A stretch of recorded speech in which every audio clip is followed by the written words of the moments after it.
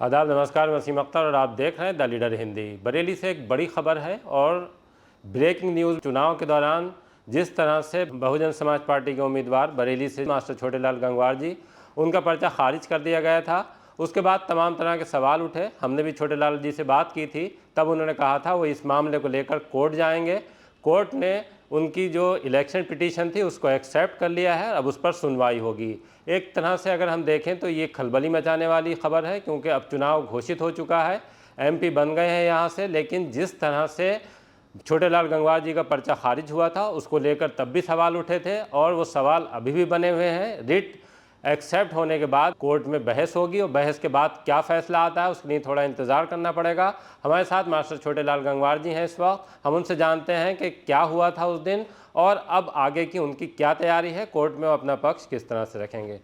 छोटेलाल जी, हमसे बात करने के लिए बहुत बहुत स्वागत है बहुत आपका। बहुत धन्यवाद।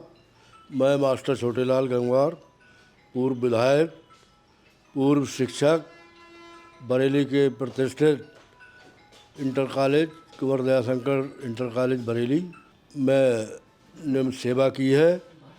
और जहाँ तक आपने लोकसभा के पर्चे के संबंध में पूछा, यहाँ के रिटर्निंग ऑफिसर ने बिना किसी ठोस आधार के मेरा पर्चा खारिज कर दिया, जिसके विरुद्ध मैंने माननीय उच्च न्यायालय इलाहाबाद में इलेक्शन पटिशन दायर की है, जो कि एडमिट हो गई है। और मेरी निरंतर 2 वर्ष से लोकसभा की तैयारी चल रही थी और अब भी कंटिन्यू है। और मुझे पूरा विश्वास है कि मेरे साथ जो रिटर्निंग ऑफिसर ने अन्याय किया है, और माननीय न्यायालय मेरे साथ न्याय करेगा और ये बरेली का लोकसभा चुनाव पुनः होगा। छोटेलाल जी, जब ये पर्चा आपका खारिज हुआ तब रिटर्निंग ऑफिसर से बात हुई थी हम लोगों की। उनका ये कहना था कि जो शपथ पत्र भरा था आपने उसमें कॉलम खाली छोड़ दिए थे, उस आधार पर ही वो आपका पर्चा खारिज हुआ था। तो क्या आपको ये बताया गया था कि इस तरह से कोई पर्चे में कमी? नहीं, वो गलत ढंग से वो प्रभावित था। जो पर्चा खारिज करने के ठोस आधार हैं, जो उसने आधार बताए हैं, उसने तो इतना गलत लिखा है, इतना झूठ लिखा है, हमें बुलाया तक नहीं और 11 बजे तक ऑफिस में आया नहीं। 11:20 पे ऑफिस में आया और उसमें ये लिखा कि मैंने 11 बजे मास्टर छोटेलाल गंगवार को बुलाया। इससे ज़्यादा और गलत असत्य बात क्या हो सकती है। तब की अगर हम बात करें तो दोनों पर्चे आपके खारिज हो रहे थे, बरेली का और आंवला का भी। लेकिन जिस तरह से आंवला के पर्चे को लेकर पार्टी के स्तर से भी पैरवी हो और प्रत्याशी भी जो वहाँ सैयद आबिद अली थे वो भी वहाँ चिल्लाते रहे कि मेरा पर्चा गलत तरीके से खारिज किया जा रहा है। लेकिन आप उस वक्त, जैसे हम लोगों ने भी बात करने की कोशिश की, लेकिन आपसे हमारी बात नहीं हो पाई। क्या वजह थी जो आपने अपनी बात मीडिया के सामने उस वक्त नहीं रखी? देखिए, जहाँ तक आपने आंवला की बात की और बरेली की बात की, आंवला का दूसरा रिटर्निंग ऑफिसर था और बरेली का दूसरा रिटर्निंग ऑफिसर था। जब उसने हमारी बात उसी समय नहीं सुनी और हमें गलत जाते ही उसने निरस्त ऑर्डर दे दिया हमें, तो इसके बाद बात करने का फिर क्या मकसद रहता है। और उन्होंने और भी गलत काम किया। 3 बजे तक कोई दिक्कत है, कोई परेशानी है तो प्रत्याशी से पूछ सकते हैं। उन्होंने 1:30 बजे ही चुनाव आयोग को फैक्स कर दिया कि हमने पर्चा खारिज कर दिया है।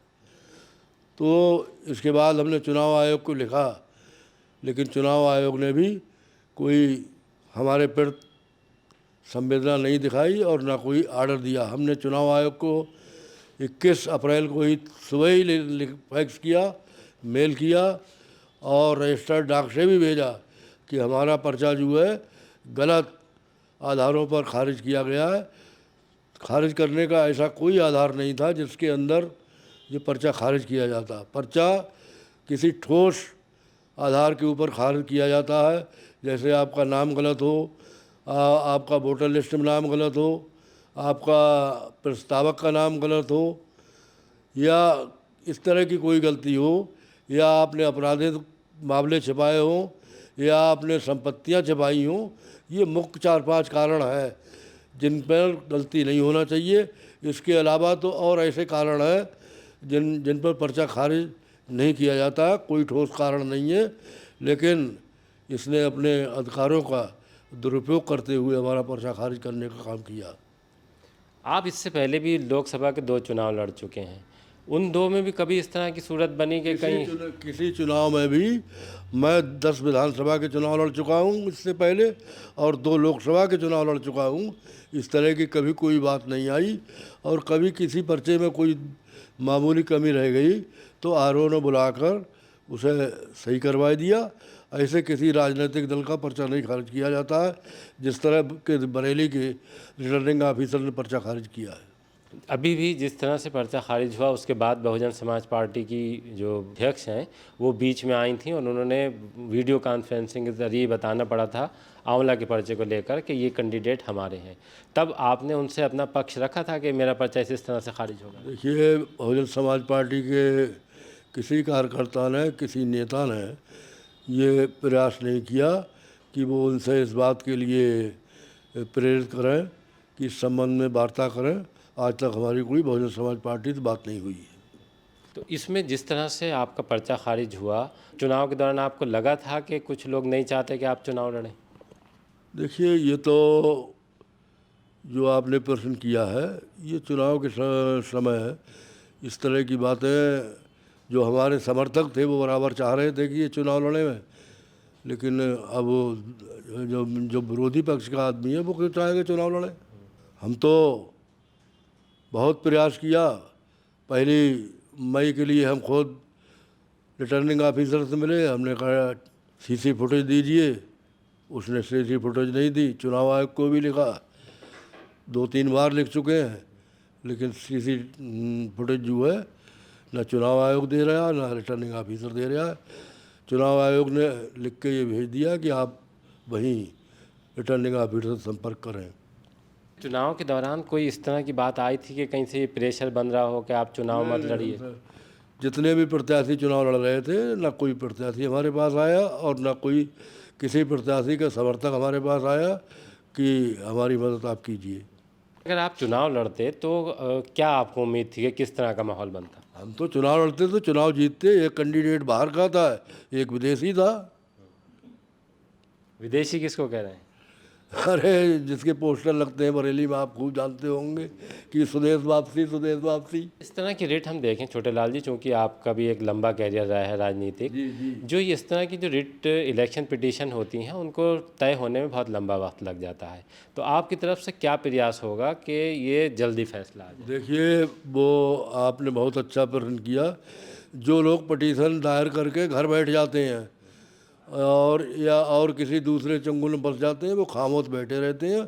अब न्यायालय आपकी बात सुनेगा, आपकी बात से न्यायालय संतुष्ट होगा तो आपके पक्ष में ऑर्डर करेगा। और आपके सामने तो बहुत बड़ा उदाहरण है कि पूर्व प्रधानमंत्री स्वर्गीय इंदिरा गांधी के खिलाफ माननीय राजनारायण जी ने इलेक्शन पटिशन दायर की थी, और माननीय जगमोहन सिन्हा जो बरेली के ही रहने वाले थे, उन्होंने प्रधानमंत्री के खिलाफ इलेक्शन पटिशन का ऑर्डर किया था।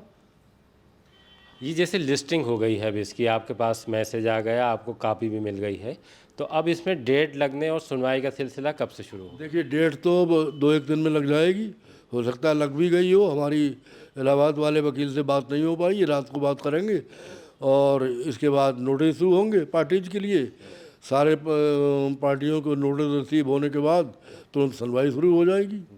जो एक्सेप्ट हुई है रिट, तो आपने क्या कहा? जैसे जो चूँकि रिट पिटीशन, हम लोग रजिस्ट्रार से कहा, हमने कहा हमारे साथ अन्याय हुआ है, इसलिए आपके पास न्याय के लिए आए हैं। आप हमारी रिट जो है एडमिट करें, हमारे साथ अगले न्यायालय न्याय करेगा। आपको क्या उम्मीद लग रही है? आप चूँकि आप लंबे वक्त तक बहुत चुनाव भी लड़े हैं और आपने ये तमाम चीज़ें देखी भी हैं। नहीं, उम्मीद हमें पूरी है कि हमारी पिटीशन बहाल होगी और इस बरेली लोकसभा का पुनः चुनाव होगा। फिर से चुनाव होता है, अभी आपसे जैसे बात हुई, आप बता रहे हैं कि बहुजन समाज पार्टी नहीं बल्कि आप अपने तौर पर गए हैं, तो आगे क्या इसी तरह से जो पार्टी जो अब जितने कैंडिडेट थे उसी तरह से चुनाव होगा, या फिर आपको लगता है कि कोई तो देखिए, इसके बाद तो ये राजनीतिक दल करेंगे। जब यहाँ दोबारा होगा तो ये राजनीतिक दल कौन कौन राजनीतिक दल अपने अपने प्रत्याशी को लड़ाता है, तो उसी हिसाब से हम अपना निर्णय लेंगे। अभी आपने छोटे लाल जी को सुना। एक बड़ी खबर है बरेली से कि जो आपकी इलेक्शन पिटीशन थी वो एक्सेप्ट कर ली गई है हाई कोर्ट में। जिस तरह से आपका पर्चा खारिज किया था, आपने उसमें लेकर तर्क रखे थे, आपका कहना है कि जल्दी उसमें डेट लगेगी। जाहिर सी बात है कि ये उन लोगों के लिए फिक्रमंद करने वाली खबर है कि जो चुनाव का फैसला आने के बाद जीत चुके हैं। बहुत से लोग तभी ये कह रहे थे कि ये मामला जो है कोर्ट जाना चाहिए था, देर हुई भले ही, लेकिन ये कोर्ट चला गया है। अब उसके लिए इंतज़ार करना पड़ेगा कि डेट लगती है और उसके बाद कितना वक्त फैसला आने में लगेगा। हमसे बात करने की बहुत बहुत शुक्रिया। जी बहुत बहुत धन्यवाद।